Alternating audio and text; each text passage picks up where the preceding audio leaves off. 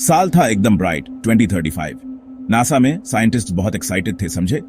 वो लोग कई कई सालों से इस बड़े डार्क स्पेस को सुन रहे थे, हमेशा एक साइन की उम्मीद में, तारों से कोई कानाफूसी। आज कुछ एकदम नया हुआ। आखिरकार एक सिग्नल उनके बड़े लिसनिंग डिशेस तक पहुंचा। ये सिग्नल हमारी अपनी अर्थ से नहीं था, नहीं। वो हल्का सा था, जैसे दूर कोई ढोल बज रहा हो, पर वो था जरूर। सब लोग बड़ी चमकती स्क्रीन्स के पास जमा हो गए। उनके चेहरे उम्मीद से भरे थे।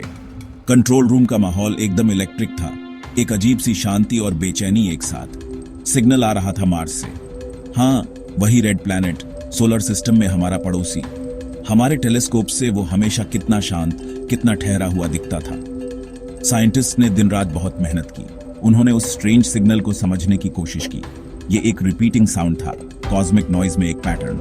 ये म्यूजिक नहीं था, ना ही ये बस रैंडम स्टैटिक था। ये एक शब्द था, एक अकेला साफ शब्द। बार बार वो शब्द स्पीकर से आ रहा था। मशीन्स ने उसे प्रिंट किया। जरून। जरून का मतलब क्या था, किसी को नहीं पता था। ये लाखों माइल्स दूर स्पेस से भेजी गई एक पहेली थी। जरून शब्द की खबर जंगल की आग की तरह फैल गई। ये हर घर में टेलीविजन न्यूज पर था, न्यूज़पेपर्स में था, बड़े बड़े बोल्ड लेटर्स में। हर जगह लोग दबी आवाज में इसके बारे में बात कर रहे थे। क्या ये एलियंस की तरफ से था? क्या ये विजिटर्स फ्रेंडली थे? या ये हमारे लिए कोई वार्निंग थी? बहुत सारे सवाल भिनभिना रहे थे, जैसे गर्मी के बाग में मधुमक्खियां। गवर्नमेंट्स ने अर्जेंट मीटिंग्स की, ये डिस्कस करने के लिए कि आगे क्या करना है। पूरी दुनिया के साइंटिस्ट ने हाथ मिला लिया। उन्हें पता था कि ये किसी एक देश के लिए अकेले हैंडल करने के लिए बहुत इंपॉर्टेंट था। उन्हें जरून के बारे में और पता लगाना था। मार्स पर एक मिशन भेजना जरूरी था। सब सहमत थे। किसी को तो रेड प्लैनेट पर जाना ही था। कोई ब्रेव, कोई क्लेवर, कोई शांत दिल वाला। उन्हें जरून के सोर्स की जांच करनी थी। सही इंसान, सही एस्ट्रोनॉट की तलाश शुरू हो गई। रेड प्लैनेट बुला रहा था और ह्यूमैनिटी जानती थी कि जवाब देना ही होगा। ये एक ऐसा कॉल था जो हमारे लिए सब कुछ बदल सकता था। बहुत सारे ब्रेव एस्ट्रोनॉट्स में से एक नाम खूब चमका। उसका नाम था अय्यान। वो इंडिया से था। अय्यान यंग था, पर वो बहुत स्किल्ड और डेडिकेटेड था। उसने इतने सालों तक ट्रेनिंग की थी, बस ऐसे ही एक मौके के लिए। वो अक्सर दूसरे प्लैनेट्स पर अलग आसमान के नीचे चलने के सपने देखता था। मार्स, वो मिस्टीरियस रेड प्लैनेट, उसका सबसे बड़ा सपना था।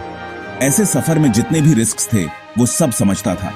लेकिन जरून का रहस्य एक बहुत स्ट्रॉन्ग खिंचाव था, एक ऐसा गीत जिसे उसे फॉलो करना ही था। उसने मिशन को ब्रेव दिल और स्टेडी दिमाग से एक्सेप्ट किया। घर पर उसकी फैमिली प्राउड थी, हालांकि थोड़ी वरीड भी। मार्स मिशन की तैयारियां जोरों शोरों से शुरू हुई। स्पेसशिप टेक्नोलॉजी का एक नया कमाल था, चमकदार और स्ट्रॉन्ग। उसका नाम नक्षत्रा रखा गया, जिसका हिंदी में मतलब होता है तारा। अय्यान ने खुद हर सिस्टम को बार बार चेक किया। उसने कॉम्प्लेक्स सिमुलेशंस में ट्रेन किया, हर पॉसिबिलिटी के लिए तैयारी करते हुए।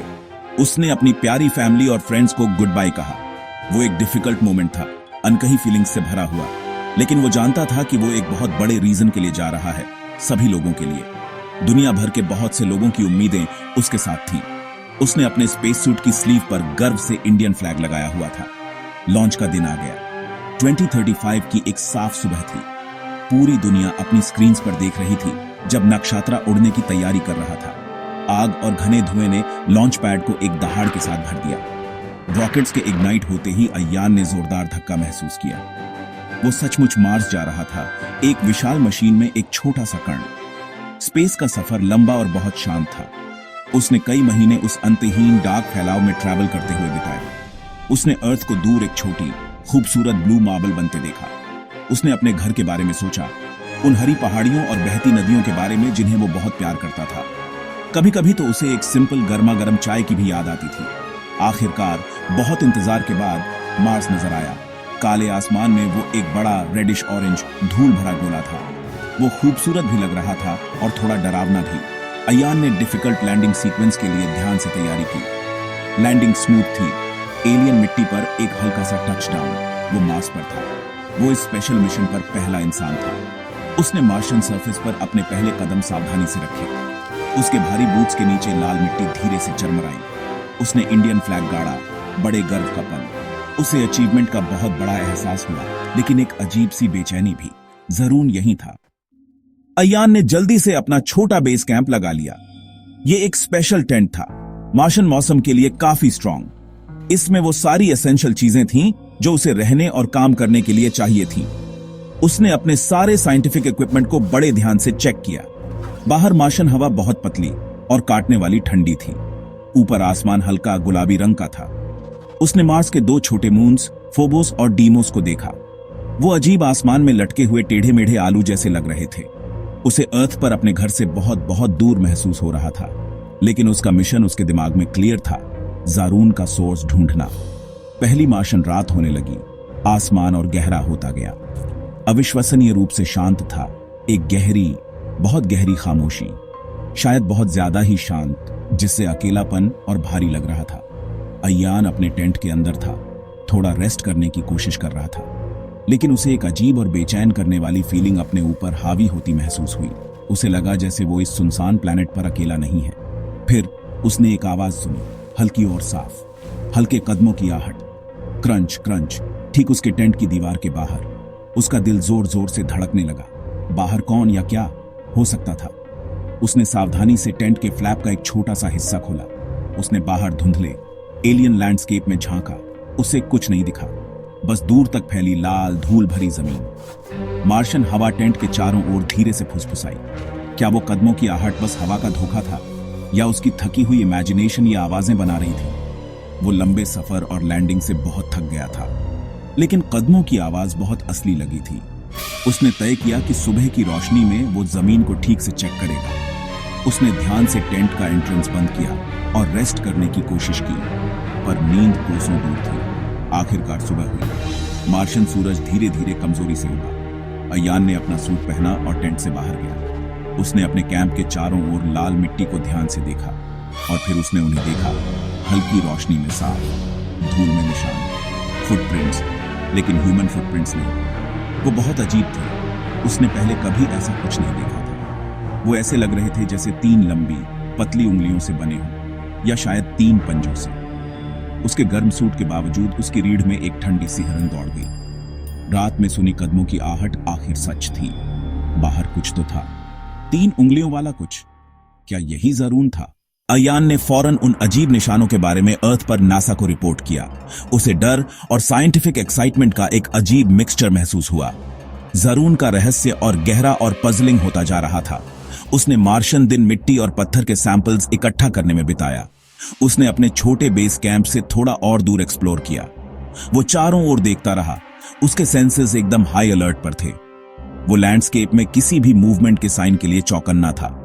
विशाल लाल लैंडस्केप खाली और बिल्कुल बेजान लग रहा था।